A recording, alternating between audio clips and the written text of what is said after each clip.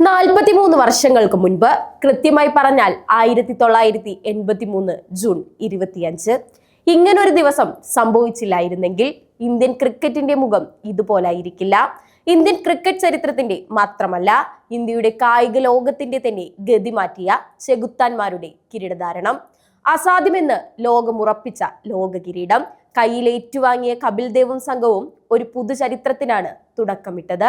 അന്ന് ലണ്ടനിലെ ലോർഡ്സിന്റെ ബാൽക്കണിയിൽ വെളുത്ത ജേഴ്സി അണിഞ്ഞ് ചിരിച്ചുകൊണ്ട് ലോക കിരീടം ഉയർത്തിപ്പിടിച്ച കപിൽ ദേവ് വെറും ഒരു കപ്പല്ല പിടിച്ചിരുന്നത്, മറിച്ച് 100 കോടി വരുന്ന ഒരു ജനതയുടെ ആത്മാഭിമാനമായിരുന്നു. അന്ന് കിരീടം ചൂടിയ ടീമിനും താരങ്ങൾക്കും പ്രഖ്യാപിച്ച സമ്മാനത്തുക നൽകാൻ ലതാ മങ്കേഷ്കറുടെ ഗാനമേള സംഘടിപ്പിച്ച ചരിത്രമുള്ള BCCIയും ഇന്ത്യൻ ക്രിക്കറ്റും എത്ര ദൂരമാണ് സഞ്ചരിച്ചു കഴിഞ്ഞത്. 1983 ഒട്ടും പ്രതീക്ഷ വയ്ക്കാത്ത ടീമായിരുന്നു ഇന്ത്യ. ക്രിക്കറ്റ് പണ്ഡിറ്റുകൾ പോലും 2% മാത്രം സാധ്യത കൽപ്പിച്ച ഒരു ടീം. 2 ലോകകപ്പുകളിലായി ആകെ ഒരു ജയം മാത്രം സമ്പാദ്യമുള്ളവർ. മുന്നിൽ സമാനതകളില്ലാത്ത വെസ്റ്റ് ഇൻഡീസ് പട. വിവിയൻ റിച്ചാർഡും മാൽക്കൻ മാർഷലും അടങ്ങുന്ന കരീബിയൻ തീയുണ്ടകൾക്ക് മുന്നിൽ 183 റൺസിന് ഇന്ത്യ തകർന്നപ്പോൾ ലോകം വിചാരിച്ചു, ഇതാ മറ്റൊരു ഏകപക്ഷീയമായ ഫൈനൽ കൂടി.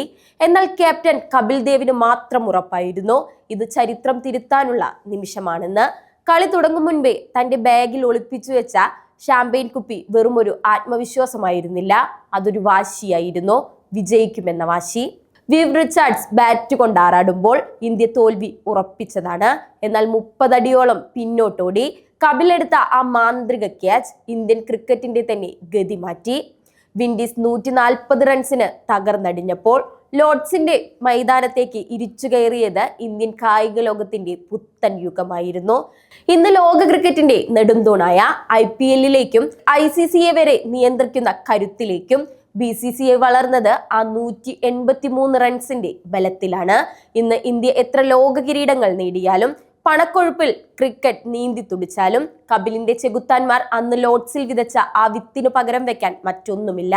ബ്ലാക്ക് ആൻഡ് വൈറ്റ് ഫ്രെയിമുകളിൽ ഇന്നും മിന്നിത്തിളങ്ങുന്ന ആ വിജയം ഓരോ ഇന്ത്യക്കാരന്റെയും ഹൃദയമിടിപ്പാണ്. കാരണം അന്ന് ലോർഡ്സിൽ പെയ്തിറങ്ങിയത് ഒരു കായിക വിപ്ലവമായിരുന്നു.